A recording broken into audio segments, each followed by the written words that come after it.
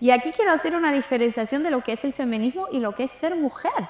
Nos encontramos acá junto con Sandra Broncina, una reconocida empresaria brasileña que nos visita en estos días en nuestro país con una impecable aparición en Sin Filtro hace poco. Sandra, ¿cómo estás? Muy bien, muchas gracias. Me estoy siendo muy feliz en Chile, muy bien recibida. ¿Qué te ha parecido? ¿Cómo te recibieron los chilenos?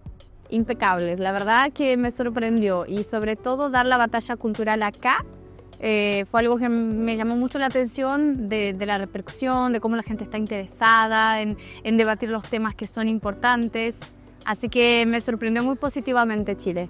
Sandra, tú como empresaria brasileña muy reconocida, con opiniones políticas muy definidas, me gustaría conocer también un poco de tus inicios.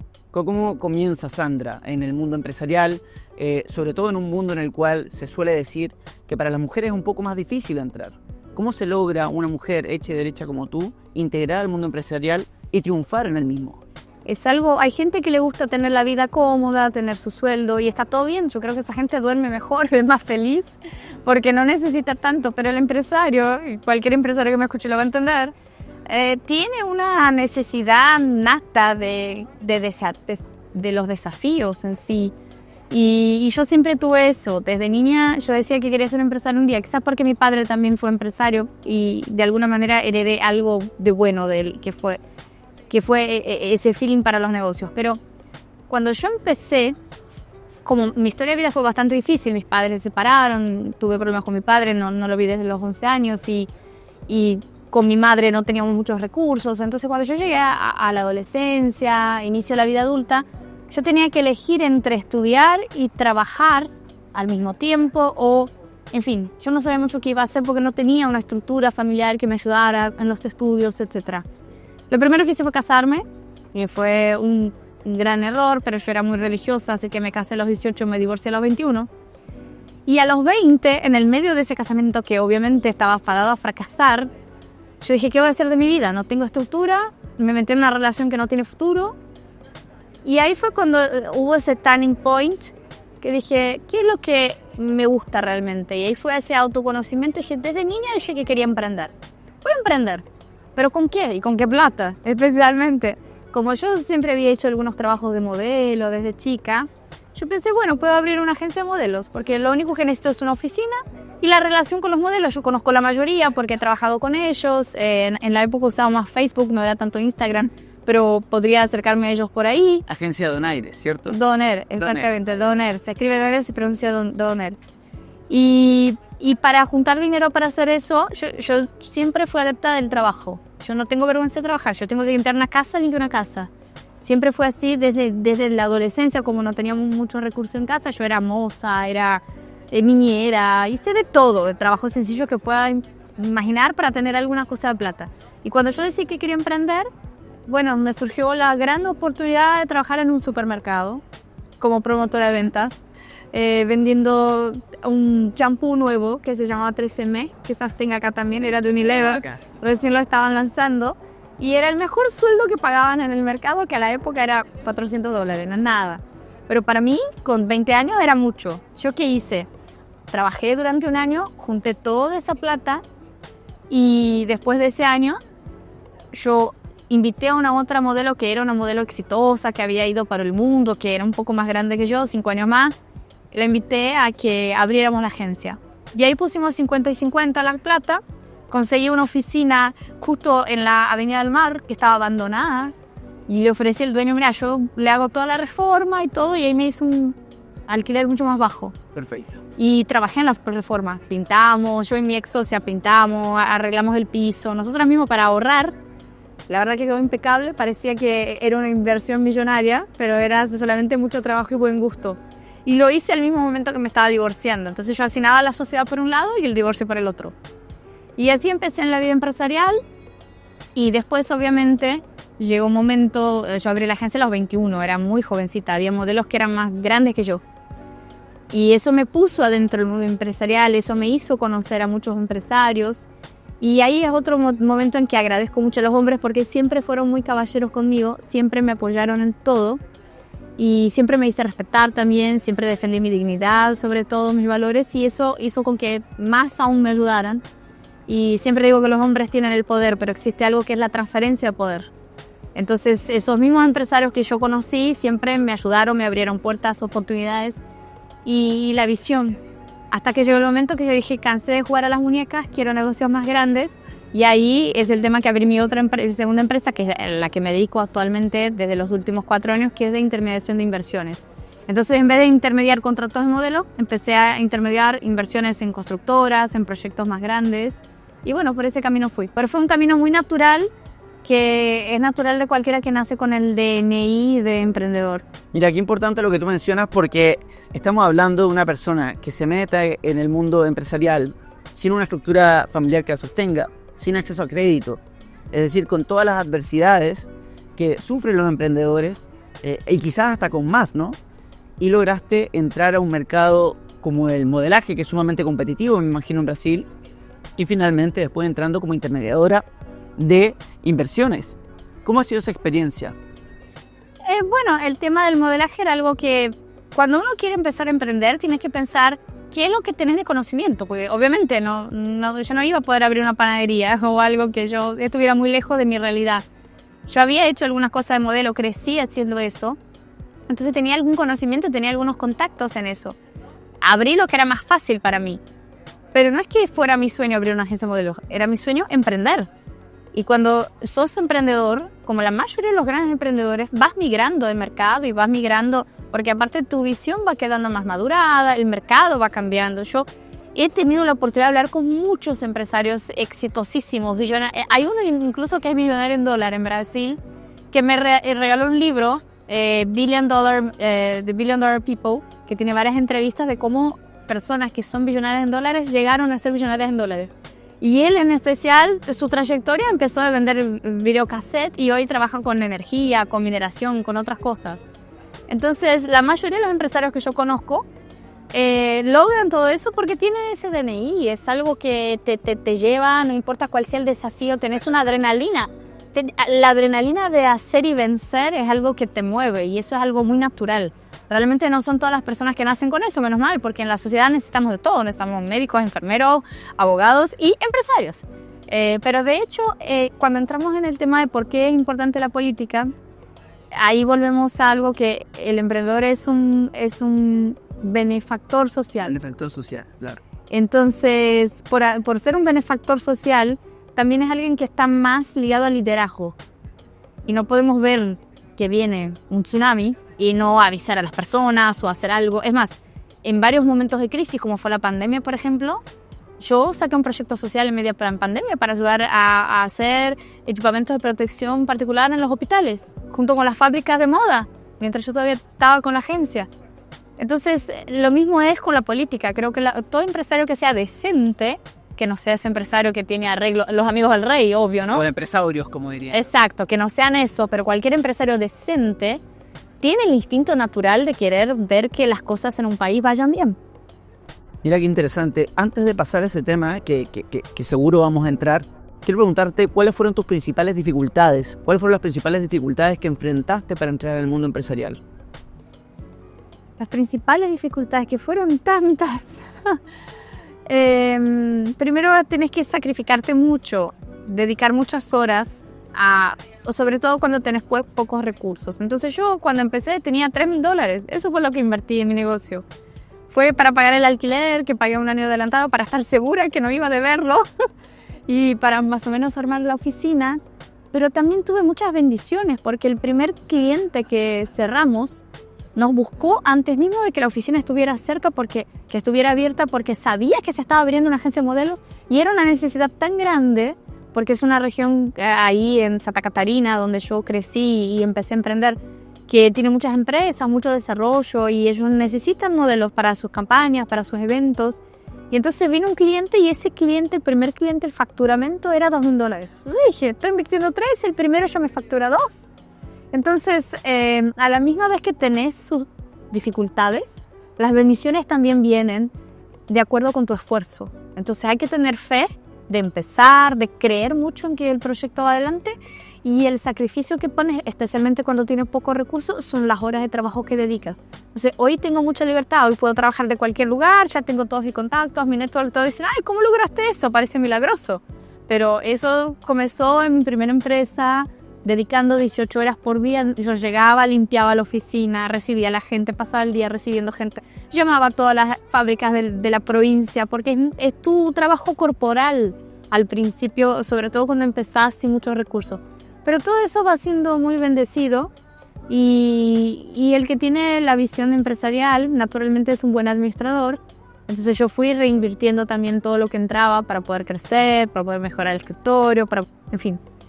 Y después otro desafío fue el momento en que entendí que yo ya no sé, porque es difícil, sobre todo cuando venís de una infancia muy pesada como la mía, hay una cuestión de la meritocracia, que uno no se cree merecedor.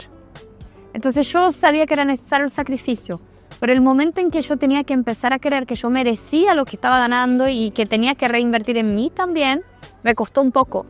Hasta que llegó el momento que dije, no, yo necesito tener visión de mundo. Yo mando modelos a Asia y nunca fui. Mandé a Europa y nunca fui. Necesito ser una mujer viajada, necesito ser una mujer más culta, porque yo la verdad que me dediqué al trabajo duro. Entonces fue cuando ese también fue otro desafío, que dije, no, de ahora en adelante ya invertí en el negocio, ya estoy bien, ya puedo empezar a invertir en mí. Y después que empecé a invertir en mí, ahí fui haciendo esa transformación para otros tipos de negocios más grandes, porque la gente también me fue viendo con más valor y más respeto. Y bueno, es eso. Creo que las mayores dificultades es empezar, dedicarse muchas horas y después entender que sos merecedor de aquello que conquistaste. Y ahí empezar a hacer una inversión más de valor personal y permitirte tener la libertad que es natural recompensa del emprender. Ya a lo largo de la entrevista has mencionado 2 veces las dificultades durante la infancia. También hablamos de política. Hoy vemos un auge de un movimiento feminista. Y si nos pudieras comentar también un poco aquella infancia difícil que tuviste, que si estamos hablando de mérito, sin duda es un elemento que te hace gran merecedora y entrega gran mérito a tus éxitos como mujer hoy con 33 años en el lugar donde estás. Bueno, el tema de la infancia obviamente moldea nuestras experiencias de vida, moldea nuestra visión de mundo. Y la visión política que yo tengo del mundo tiene mucho que ver con eso. Creo en la meritocracia, por eso creo en el capitalismo. No soy a favor de asistencialismo. Creo que todos tenemos la capacidad, pero soy completamente contra el victimismo. Creo que eso no lleva a ningún lado, se enfraquece el ser humano porque le sacás el que crea que es capaz, ¿no? Tenemos que primero creer en nuestro potencial humano, que Dios nos dio tantas habilidades. Y es lo que dije, podemos empezar de cualquier lado, podemos empezar limpiando una casa, podemos empezar trabajando en un supermercado. Lo importante es que sepas que ese lugar es transitorio, es para llegar a algún lugar. Pero desde la dignidad, trabajando, siempre se puede salir adelante y siempre tener una visión de crecimiento. Mi historia me hizo ver eso. También, el tema con mi padre, mi madre, la relación de ellos que era explosivamente tóxica. Mi padre, yo tuve que denunciar por pedofilia, entonces algo bastante pesado. Y mi madre muy depresiva, le costó mucho salir adelante. Y yo nunca me voy a olvidar, yo tenía todo para ser feminista. Porque una vez, cuando estábamos pasando por muchas dificultades, mi madre me miró y me dijo, te voy a enseñar una única cosa sobre los hombres. Nunca dependa de ellos. Y aquello me marcó y obviamente me moví en esa dirección porque yo pensé, tengo que ser autosuficiente, porque mira el hijo de puta que fue mi padre. Imagínate tener un hijo y no tener condición de mantenerlo porque confiaste en alguien y esa persona al final no era confiable. Entonces, aunque sea un buen consejo, digamos, no es toda la verdad. Entonces yo me moví mucho en ese sentido de tengo que ser independiente, tengo que trabajar, tengo que hacer lo mío, porque también tengo ese espíritu emprendedor y eso también me hacía sentir realizada y eso también me generaba la superación de mis propios traumas por sentirme capaz y competente. Pero solo la madurez me dio la visión de que está bien que seas independiente y tengas tu vida, que no dependas completamente de un hombre, hasta porque los hombres en los días actuales valoran por general mujeres así. Pero tampoco quiere decir que los hombres no sean necesarios. Tampoco quiere decir que no haya necesidades naturales de la mujer. Y aquí quiero hacer una diferenciación de lo que es el feminismo y lo que es ser mujer. Porque yo creo que son realidades que están muy distantes. Ser mujer es una cosa, el feminismo es otra cosa. Son completamente antagónicos si vos vas por el discurso que dan las feministas. Porque ser mujer es antes de todo tener una biología que te da capacidad de ser madre. Y esa biología que te da la capacidad de ser madre es una biología que tiene capacidad de traer vida a la tierra, de traer el cielo a la tierra. Entonces es una biología que viene del amor, no del resentimiento. Es una biología que te hace desear tener una pareja, que te hace desear tener una familia, porque es nuestra biología. Mientras que las feministas quieren matar todo lo que es ser mujer, porque te dicen que los hombres no son necesarios, que los hombres son todos malos, y hablan desde el resentimiento. La figura femenina está desde el amor, y el feminismo está desde el sentimiento, que el odio al hombre. Y de alguna manera que tú no necesitas, que sigues tu carrera, que la maternidad puede ser un problema para la mujer. Y no lo digo yo, lo dicen varias feministas en sus libros, desde Simone de Beauvoir, entre tantas otras, como si la maternidad fuera un castigo del cuerpo de la mujer, cuando es lo más natural.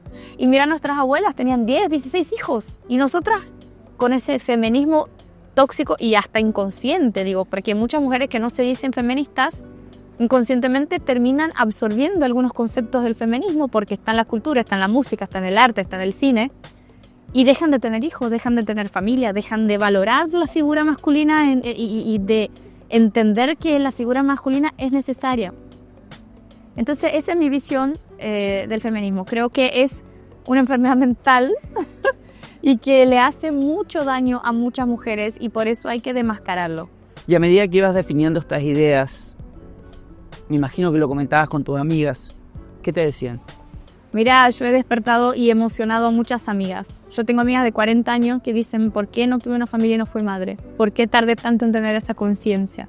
Entonces creo que hay que hablarse más de eso. Hay que hablar más de eso. Porque es natural. ¿Por qué la mujer es más romántica? ¿Por qué? Porque es natural. De la mujer sale el amor, no el resentimiento. Y ese feminismo inconsciente que tiene manejado la cabeza de las mujeres las ha dejado tan desquiciadas porque quieren algo y rechazan lo que quieren a la vez. Porque no quieren reconocer que necesitan al hombre, pero lo necesitan. Entonces están en ese constante conflicto, y eso trae conflicto a muchas relaciones. Yo creo que si la mujer vuelve a su esencia de amor, así como el hombre también vuelve con lo que dije en Sin Filtro, que el hombre tiene que ser hombre, muchos hombres me lo agradecieron y otros me dijeron gracias por recordarme lo que es ser hombre. Porque el hombre también, ¿cuál es el papel? Es protección. ¿Para qué Dios les dio tanta fuerza física? Que son mejores los deportes incluso. Porque el hombre es protector naturalmente. Yo creo que si la mujer vuelve a su esencia, el hombre también, el mundo va a ser un lugar mucho mejor. Y cuando hablo de hombre y mujer, si quieres estoy hablando de orientación sexual. Porque yo tengo muchos amigos que son homosexuales y que son tremendos caballeros, que no me dejan pagar una cuenta, que me arrastran la silla porque tienen el respeto por el femenino. Porque el femenino es generador de vida. Entonces no importa si sexualmente te gustan las mujeres o no. Si tienes una genética masculina, vas a tener instintos masculinos. Entonces, bueno, creo que de eso se trata. Sandra, tú que ya llevas en este mundo de las finanzas 3 años, con una carrera estrepitosa hacia el éxito, ¿qué miran hoy los inversionistas para decidir dónde invertir? Lo que un inversionista más mira es oportunidad. Entonces el inversionista siempre está delante de los demás. Mientras nosotros estamos diciendo, vamos a ver qué pasa, el inversionista está diciendo, bueno, por las estadísticas yo estoy seguro que ese lugar va a dar bien, por el escenario político, por la seguridad jurídica, etcétera. Entonces yo voy a entrar antes que los demás. Eso es lo que miran los inversores. Y por eso muchos están mirando a Argentina en ese momento. ¿Tú estás residiendo allá? Sí, me mudé justamente por eso, porque yo empecé a trabajar con intermediaciones, llevando inversiones de São Paulo, que es la capital económica del país, en Brasil, que tiene el 50% del PIB está ahí, para de donde yo vine, que era Camboriú. Yo cuando decidí hacer esa transición de carrera, sabía que tenía que irme a São Paulo, me mudé y fue lo mejor que hice porque usé el network que yo tenía en mi ciudad, con el network que tenía en São Paulo y el conocimiento, y empecé a traer esas inversiones. Llevo 4 años haciendo eso y sigo haciendo eso. Hay varios proyectos que estoy intermediando allá, especialmente de inversiones inmobiliarias en constructoras, en proyectos más grandes. Pero en Argentina, yo como una buena empresaria vio la oportunidad porque es un mercado entero que está abriendo. Es un país que se está abriendo al mundo y un país con muchísimo potencial. Un país que tiene una mano de obra muy bien cualificada. Un país que tiene desarrollos tecnológicos, empresas unicornios, un país que es bello aparte, que es bonito para turismo, para visitar, para vivir, y sin contar la carne, el vino. Bueno, si vamos a hablar de Argentina, vas a ver a una persona enamorada. Yo hablo de Argentina como hablaría de un crush que estoy enamorada. Pero más allá de eso, vi esas oportunidades y esa oportunidad que yo veo, los inversores también ven. Pero lo que los inversores más están viendo en ese momento es la publicidad que el mismo presidente le está dando por su discurso en Davos defendiendo a los empresarios. Por ejemplo, imagínate, ¿cuándo vimos un presidente llegar en un lugar como Davos, mirar y decir, ustedes los empresarios son los benefactores sociales, ustedes que traen desarrollo, no somos nosotros los políticos, son ustedes? Solo un libertario podría hacer eso. Y bueno, él es el primer presidente liberal libertario electo en el mundo. Entonces eso está trayendo mucha mirada a los inversores. Y la semana pasada yo estaba en Buenos Aires y justo un inversor de Europa me manda el video de Trump abrazando a Milei. Tremendo. Y me dice, esos activos que me habías mostrado en Argentina, ¿me puedes dar más informaciones? Porque tengo acá una rodada de 150 billones de dólares y quiero poner ahí. El simple hecho de que haya dicho eso ya muestra que esas buenas relaciones que Argentina está teniendo con lo mejor del mundo, que es Estados Unidos, el mercado más abierto, más desarrollado, hace con que los inversores miren, digan, bueno, acá hay una oportunidad, eso tiene que ir para adelante, no hay vuelta atrás. Entonces eso es lo que miran. Y si tienes que hacer una comparativa con Brasil, con Lula, ya que tú conoces ambos países. Bueno, es lo contrario. Yo tengo muchos de los empresarios billonarios que yo conozco están sacando su residencia fiscal de Brasil. Porque todos temen el comunismo. Las cosas, es que el camino con ellos inevitablemente es para estallarse. No hay como una economía mantenerse con el gasto público que está teniendo, con la falta de libertad que está teniendo, que persiguen a la gente, no importa quién sea, si hablas mal del gobierno, la instabilidad jurídica, que todo el tiempo están cambiando. Bueno, ahora de la nada deciden cobrar un impuesto que había sido anestesiado, ¿cómo se llama? Anestesiado. ¿Anestesiado? Sí. Anestilla, sí, de impuesto. Bueno, de la nada deciden recuperar ese impuesto. De la nada cambió una ley que era algo importante en los contratos. Entonces, con inseguridad jurídica, instabilidad política y todo el robo, la corrupción y el gasto público, nadie quiere estar ahí, quiere arriesgar. E incluso los que son muy ricos en especial, está viendo están huyendo el capital con mucha velocidad. Mira, qué importante que lo que dices, porque en el fondo parecen haber muestras de que ambos países van en direcciones opuestas, incluso en relaciones con figuras como por ejemplo el multimillonario Elon Musk, ¿no? Claro. Que por un lado tenemos la Corte Suprema de Está peleando con Elon Musk mientras él está abrazando a Milei. Milei es bastante simbólico. Está muy claro, pero yo creo que Argentina está en la contramano del mundo, porque si vemos todo lo que es Occidente, no es solo acá en Chile que están en esa situación. Europa, mira lo que está Europa con la crisis migratoria, con toda esa agenda woke, vimos lo que son las Olimpiadas, un asco. Entonces, lo que está pasando en Argentina es de hecho un faro de libertad para el mundo y un ejemplo. Y por eso también me anima tanto mudarme a Buenos Aires, y aunque sea con un granito de arena, que lleve 1 o 2 inversores, pero estoy haciendo mi parte en ese cambio que es inevitable y que el suceso de ese cambio va a reflexionar en todo Occidente. Mira, tú mencionaste hacer este granito de arena, 1 o 2 inversores, y con eso te quiero preguntar, porque a veces uno se pregunta, ¿en qué están pensando los inversionistas, los empresarios del mundo? Porque uno revisa, tú hablaste de la agenda woke, ¿cierto? La agenda 2030, o grandes empresarios del mundo financiando este tipo de agenda. Entonces tú, que ya estabas involucrada de antes, ¿no es cierto?, con distintos empresarios alrededor del mundo, ¿qué piensan ellos? ¿Qué percibes tú de estos empresarios? ¿Y cómo perciben ellos lo que es la propuesta de Javier Milei o la agenda hoy 2045 que se llama? Mi posición política es tan clara y la dejo tan clara que yo creo que ni se me acercan los empresarios que puedan tener cualquier mentalidad socialista. Los que vienen mucho por la admiración, justamente por las causas que defiendo. Muchas veces me han preguntado, ¿pero no te perjudique los negocios exponerte políticamente? Dije, no, eso hace un filtreo. Porque la verdad que se me acercan los que tienen las mismas ideas. Y los que tienen las mismas ideas son sí, la mayoría, que es tener el sentido común de las cosas. Llegó un punto que es esquizofrénico el tema de la agenda woke y todo eso. Es querer imponer una minoría sobre una mayoría. Cuando estamos en 2024, la gente se respeta. Ya no hay eso. Si viene acá un homosexual está con él, nadie lo va a juzgar. No hace falta que quieran llevar a los niños a esa ideología. O sea, son cosas que están tan lejos de la realidad, están tan fuera de lo que sería la salud mental, que cualquier empresario mínimamente sensato va a estar en contra de eso, pero no todos a veces saben cómo combatir. Claro que siempre va a haber gente loca que va a financiar esas cosas, pero por lo general la gente tiene senso común, sobre todo los empresarios que son los que más piensan. Bueno, tú tienes además un clip bastante viral en Brasil, tengo entendido, en el cual hacías una defensa de Bolsonaro. Bueno, en realidad empecé a viralizar con eso, fue en 2022. Yo estaba en Portugal haciendo un evento en una marina, así, entregando la inauguración de una marina de un gran amigo que invirtió allá. Y no pude votar en la primera vuelta. Y cuando vi que Lula pasó a Bolsonaro en la primera vuelta, yo dije, no, eso no es posible.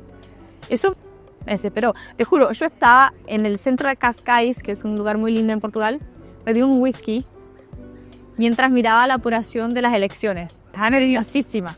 El dueño del lugar me dijo, ¿qué estás haciendo, nena, sola con un whisky? Dije, perdón, es que hay elecciones en Brasil. Yo no tengo fortaleza emocional para aguantarlo. Bueno, ven, y me pusieron en una mesa, trataron de distraerme. Bueno, voy a casa, duermo.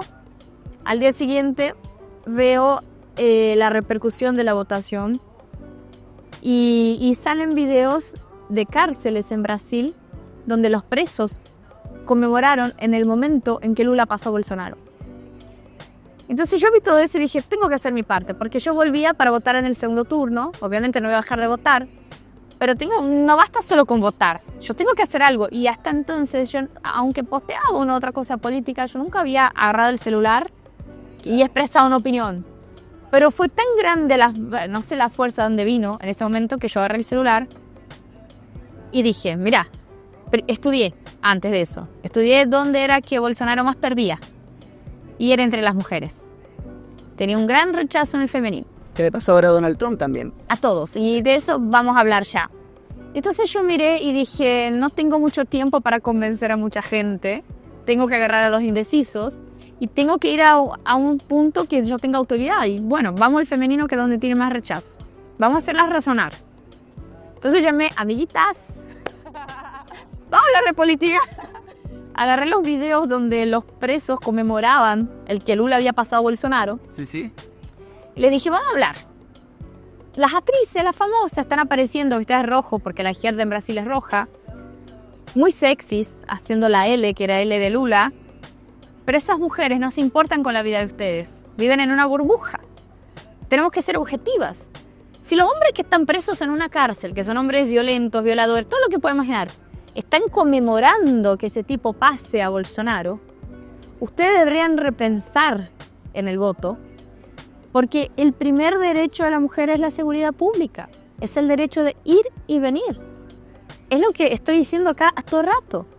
No se puede decir que se defiende a las mujeres cuando las dejas inseguras. Ahora vamos a estadísticas. Por las estadísticas, durante el gobierno Bolsonaro nosotros tuvimos el menor índice de homicidio de los últimos 10 años. Y buena parte de los homicidios son feminicidios, que bajaron muchísimo. ¿Por qué? Porque él tiene una mano muy dura para el crimen. Mientras que la izquierda piensa, ay, pobrecito, de los delincuentes, los que roban, los que no sé qué, fueron injustizados socialmente. Entonces eso les pone vulnerable. Bueno, el video era sobre eso. Lo hice en 2 minutos. Era un video de 2 minutos, muy rápido. Posteé y fui a almorzar con una amiga que estaba trabajando en el mismo evento. Cuando agarro el celular, tenía casi 100.000 visualizaciones, un montón de comentarios, amigos viniendo y dicen, Sandra, qué locura, te hiciste viral. Ahora sí, volviéndote, que aprovecho de preguntar con respecto al tema femenino, el voto femenino, en lo que han sido las elecciones de la derecha en general a lo largo de América. Con Trump también se repitió el mismo fenómeno que con Bolsonaro, que tú mencionabas, de que el voto femenino es donde está el problema. ¿Por qué crees que se da eso? Bueno, si vamos a estudiar lo que es el voto y el derecho a voto de la mujer, es bastante complejo. Por ejemplo, el tema del movimiento feminista. En algunos países donde el movimiento feminista era más fuerte fue donde más se retrasó el voto. Porque obviamente dentro de esa cuestión del rencor, ellas más apartaban. Hay una reacción, ¿no? Se genera una reacción como... Exacto. Pero también había en otros países donde las mujeres se les consultó si querían votar y la mayoría no quería. Querían cuidar de sus temas, ser ama de casa, no querían. Porque el tema del poder es algo que atrae más al hombre, así como los negocios. Todo lo que tiene que ver con poder, naturalmente termina atrayendo más a los hombres. Y después las mujeres terminaron votando por una cuestión de necesidad, porque hubieron guerras, donde se perdió muchos hombres, porque hubo la revolución industrial, donde se necesitó la fuerza de trabajo femenino. Entonces las mujeres entraron al voto por una cuestión de necesidad, de desarrollo natural de la sociedad que fue evolucionando, y la mujer tuvo que trabajar, y la mujer tuvo que abdicar de sus cosas domésticas, porque había guerra, porque había hambre, porque había necesidad de luchar. Y también de alguna manera se llevó al voto, y también por interés político. Varios factores, que no fue el feminismo, por contra de lo que dicen, llevaron a que la mujer votara. Pero ¿a qué voy yo? La mujer tiene el derecho al voto, pero no siempre tiene el interés por la política. Y acá no es cuestión de subestimar intelectualmente, mucho por el contrario. Cuando la mujer se interesa por política, es brillante, como es cuando se interesa por cualquier asunto. La mujer se interesa por ser empresaria, por ser abogada, va a ser brillante. Pero por lo general la política no es algo que atrae tanto a las mujeres. Otros temas la atraen más. Y por no atraer a muchas mujeres dejan de entender y se van a preocupar con política en el momento de las elecciones. Y los marqueteros políticos lo saben, y los políticos lo saben. Entonces termina siendo un grupo más fácil de manipular por eso. Y una de las misiones que yo tengo en esa batalla cultural es atraer cada día más el interés de las mujeres por la política. Porque yo sé que si se interesan van a ser cada día más brillantes, como todas las que están en política que conocemos. Y eso es muy importante porque las mujeres en la mayoría de los países son el mayor porcentaje del electorado. En Brasil, por ejemplo, son el 52%. O sea, que nosotras solas ganaríamos la elección, si entramos de acuerdo. Entonces es muy importante que tengan esa conciencia, pero como la mayoría no tiene por falta de interés y no por falta de inteligencia, se terminan dejando manipular. ¿Cuáles son los factores que manipulan? Acusar al otro candidato de misógino, es lo que más hacen. Él es misógino. Imagínate que lo acusaron a Bolsonaro de misógino, siendo que vos mirás a su señora y ves que es súper bien tratada, mientras que Lula le ponía guantes a la ex mujer, que terminó muriéndose de tanto sufrimiento, y fue un hombre que siempre habló pavadas de mujeres, tuvo muchos dichos negativos sobre las mujeres, pero le agarraron una u otra frase de Bolsonaro y no, él es misógino. Y las mujeres creen en eso. Otra cosa que manipula el voto de la mujer, poner una figura como Kamala, porque es una mujer. Entonces estoy representada porque es una mujer. No siempre una mujer te va a representar mejor. Sería increíble tener mujeres brillantes en la presidencia, pero no es el caso de Kamala, no tiene nada de brillante. Vas a estar bien representada por alguien que genere una buena economía y una buena seguridad pública. Y cuando vamos a lo que es el voto en Estados Unidos, por ejemplo, que yo hice ese análisis, hay dos razones que llevan al voto, la racional y la emocional. Hay dos motivos, dos motivaciones. Cuando vemos qué fue el efecto racional del voto, la inflación en Estados Unidos llegó a 9,1% durante el gobierno Biden por sus malas políticas, entre ellas la de inyectar mucho dinero en la economía en el plan de rescate americano, lo que aumentó la oferta de dinero, el gasto público y hizo flotar la inflación. No, la última vez que pasó de 9 fue en 1981, o sea, hace 40 años tuvieron esa inflación. Entonces cualquier persona que pensara en economía diría, no da, porque los sueldos no vencieron a la inflación y eso afectó directamente el bolsillo de las personas a la hora de mantener su costo de vida. Por eso Trump tuvo un margen tan grande en relación a Kamala. Ese fue el factor principal. Y yo estuve en Estados Unidos un poco antes de las elecciones y hablaba con la gente y se hablaba de eso. Pero cuando tú separas por grupos entre hombres, mujeres, hombres casados, mujeres casadas, hombres solteros, mujeres solteras, ahí ves que hay diferencias muy grandes. Ahí entras en el tema emocional del voto. Entonces vemos que entre los casados, por general, tanto hombre como mujer, votaban más a Trump. ¿Por qué? Porque la persona casada, la persona que es más conservadora, que tiene una familia, no está preocupado solo con uno mismo, está preocupado con los suyos, con sus hijos, con su pareja, con la primera sociedad que es la familia. Entonces eso te hace pensar más en temas de seguridad, en temas de economía. Aún así, entre hombres y mujeres casados, la diferencia de hombres casados que votaron en Trump fue de 22%, de mujeres casadas 3% más nada más. Entonces ya ves que las mujeres, aún las casadas, tenían una tendencia, ¿no? Ya se disminuyó la diferencia, a votar en Kamala. Entre las mujeres solteras, ahí la diferencia era 22%. ¿Por qué? Porque está más vulnerable a una agenda woke, una persona soltera, pero sobre todo vamos a lo que es el voto femenino. tanto en Estados Unidos como Brasil, como Chile, infelizmente todavía es un grupo muy manipulable. Y ese es uno de los motivos por los cuales siempre estoy tratando y volviendo al sentido común. Claro. No importa que un candidato te diga, ay, yo soy feminista, yo voy a crear el Ministerio de la Mujer. Vamos a las estadísticas. ¿Cuántas violaciones está habiendo? ¿Cómo está el tema de seguridad? Y ahí vas a ver si realmente está haciendo algo por las mujeres o no. Y ahí sí que mirar la economía. Con una inflación de 9,1% que te dije en Estados Unidos, que hace 40 años que no había esa inflación, ¿cómo puede ser que tantas mujeres le hayan votado a la Kamala? Porque solo por tener una figura femenina no es suficiente. Tiene que tener la capacidad de administrar un país. Entonces eso es muy importante. Entender que lo más importante no es ser en la política que sea hombre o que sea mujer, pero que sea realmente competente. Sí, no, totalmente de acuerdo. Ahora, hablando de ese tipo del sentido común, ¿no? Tu respuesta al sentido común, eso era lo que me llamaba la atención del video que habías hecho con Bolsonaro, de la elocuencia a la hora de explicar que el primer derecho de la mujer es el derecho a la seguridad y cómo efectivamente en estos gobiernos termina aumentando los índices de criminalidad que afecta directamente a las mujeres. Exactamente. Es una cuestión muy interesante y además tomando los casos que parece repetirse o parece haber una especie de patrón detrás de estos mandatorios, porque tú mencionaste el caso de Lula con su relación con la mujer. Podemos tomar el caso de Argentina, Alberto Fernández, muy conocido, quien creó el Ministerio de la Mujer, que terminaba siendo una mujer que la golpeaban periódicamente al interior de su casa. Y acá en Chile también tenemos un presidente que se jactaba de tener el primer gobierno feminista de nuestra historia, y resulta que Monsalve, el subsecretario del Interior, es decir, la tercera persona a cargo de la seguridad de este país, hoy se encuentra acusado de violación y con un presidente... Y que el presidente trató de administrar la crisis política antes de hacer la justicia que tenía que hacer, que sería echarlo en el mismo día. Lo encubrió. Entonces, lo que demuestran esos casos es la hipocresía que nosotros, por analizar un poco más, ya lo habíamos visto. O sea, no hace falta que pasen cosas así. Exacto. Si tú ves que caminas en la calle y no estás segura, es suficiente para saber que es una hipocresía. Pero obviamente cosas así chocan y hacen con que más gente se dé cuenta de lo que está pasando. Esa elocuencia con la que te comunicas, tengo información interna de que estás escribiendo un libro. Ah, sí. Cuéntanos un poco. Información interna. Fran lo está diciendo a todos. Te hacen la publicidad del libro. ¿En qué consiste este libro? ¿Cuándo sale? Bueno, ya lo escribí, ahora lo voy a revisar. Pero es una autobiografía que después pasa a tratar de mi visión política del mundo. Porque eso es prácticamente cuando uno entrega su historia, y todos tenemos nuestras historias, todos tenemos algo de precioso a entregar. Estás entregando algo, un pedazo de ti que conecta con el otro. Hay una autora que me gusta mucho que se llama Brené Brown, que tiene un libro llamado El coraje para liderar.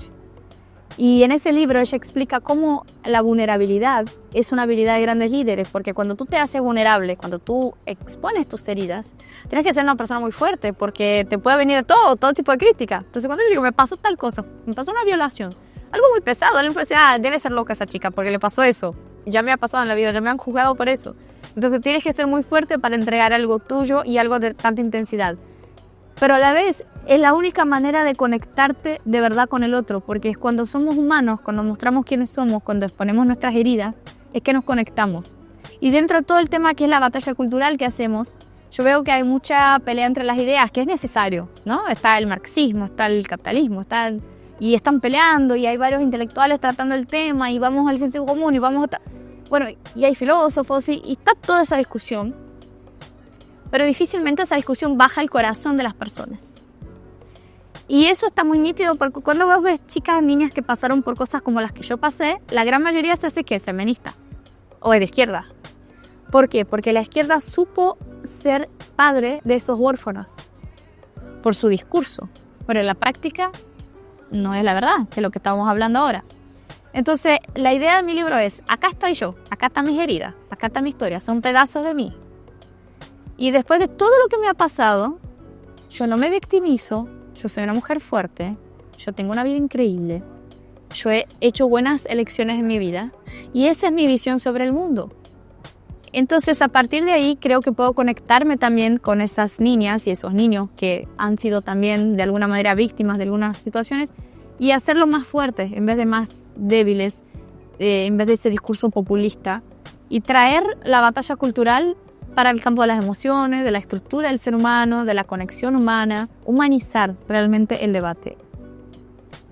Sandra, muchas gracias por acompañarnos esta tarde. Ha sido un placer poder entrevistarte, un honor realmente, una mujer tan admirable como tú. Muchas gracias por acompañarnos. Esperamos tenerte de vuelta acá en Chile. Siempre bienvenida, por supuesto. Muchas gracias a ti.